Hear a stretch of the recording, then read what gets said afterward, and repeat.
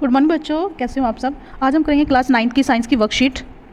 आज हम water pollution के बारे में पढ़ेंगे। इससे पहले वाली वर्कशीट में हमने एयर पोल्यूशन के बारे में पढ़ा था और ये समझा था कि किस तरह से हम एज ए स्टूडेंट उसको रिड्यूस करने की कोशिश कर सकते हैं। ऐसे ही आज हम पढ़ेंगे वाटर पोल्यूशन और उसको कैसे रिड्यूस कर सकते हैं, उसके कॉजेज़ क्या है वो हम सब जानेंगे।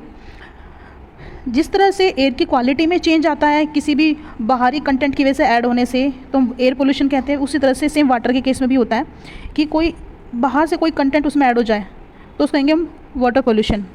वो हार्मफुल होगा। जैसे वाटर है, वाटर के इसेंशियल सोर्स ऑफ है हमारा, बिना वाटर के बिना तो हमारी लाइफ ही नहीं चलती। Water is an essential natural source, ये हमें नेचुरली हमें मिलता है। अब अगर अर्थ की बात करें तो हमारे लिए कितना वाटर है जो हम यूज़ करते हैं, बेटा वो है सिर्फ 1% वाटर जो अवेलेबल है हमारे लिए, उसी को हम ड्रिंक करते हैं, यूज़ करते हैं। अगर हम पूरे अर्थ पे देखें तो 97% जो है वो सॉल्ट वाटर जो कि सी में, ओशंस में होता है।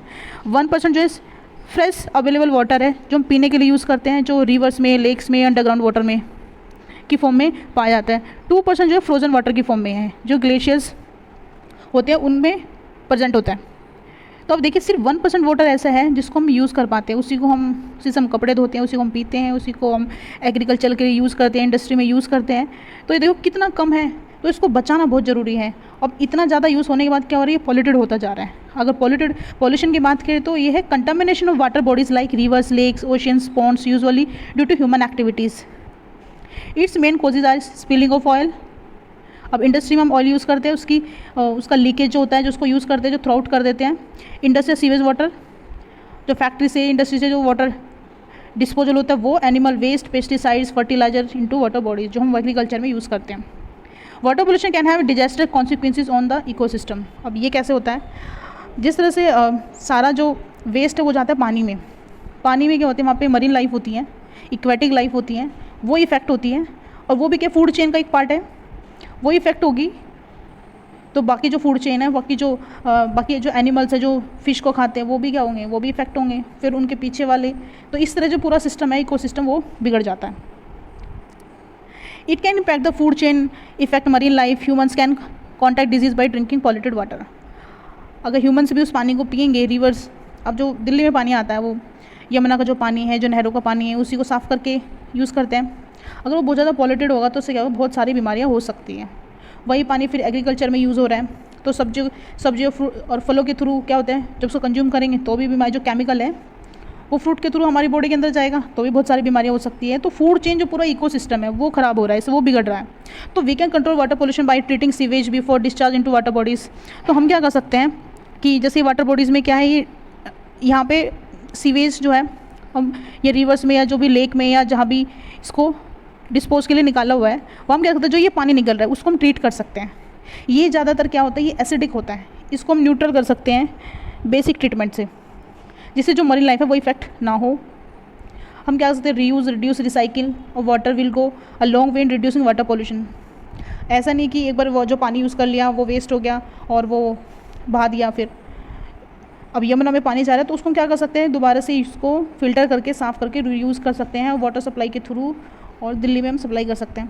तो इस तरह की प्रोसेस हमें अपनानी पड़ेगी, जिससे जो वाटर की जो शॉर्टेज है, अंडरग्राउंड वाटर धीरे धीरे क्या होता है वो ख़त्म होता जा रहा है। वाटर की शॉर्टेज को भी हम फेस कर रहे हैं, वाटर पोल्यूशन की प्रॉब्लम को फेस कर रहे हैं, तो इस पर हमें काम करना पड़ेगा। Also plants such as water hyacinth can absorb toxic animals and hence reduce water pollution. ये वाटर हाइसिंथ जो होता है ये एक्वेटिक प्लांट है जो पानी में होता है, और पोल्यूशन की वजह से क्या होता है, ये भी जो है डेड हो जाते हैं। और लेकिन ये क्या करता है, जो टॉक्सिक केमिकल्स हैं उनको अब्जॉर्ब करता है। लेकिन जब क्वांटिटी जो है बहुत ज़्यादा बढ़ जाएगी तो ये भी क्या हो जाएंगे, ये भी डेड हो जाएंगे। तो हमें कोशिश ये करनी कि ट्रीटमेंट हो पहले, वो तब जो है पानी जो है रिवर्स में उसमें डिस्पोज हो, ताकि जो वाटर हाइसिंथ प्लांट है ये भी उसमें कुछ हेल्प कर सके। अब देखो क्वेश्चन है कि पिक्चर की तरफ देखना, हमें ये बताना है कि कोजेस क्या क्या हो सकते हैं। अब इस पिक्चर से हमें क्या पता चल रहा है, तो यहाँ पे देखो, एक तो ये क्या हो रहा है, मरीन डंपिंग हो रही है। मरीन डंपिंग का मतलब ये है कि जो वाटर बॉडी है उसमें डंप किया जा रहा है प्लास्टिक वेस्ट या अदर फैक्ट्री वेस्ट। नेक्स्ट इसमें हम देख सकते हैं ये जो केमिकल आ रहा है ये क्या हो सकता है, ये इंडस्ट्रियल फैक्ट्री वेस्ट हो सकता है। तो इंडस्ट्रियल वेस्ट दूसरा रीज़न हो जाएगा, इंडस्ट्रियल वेस्ट।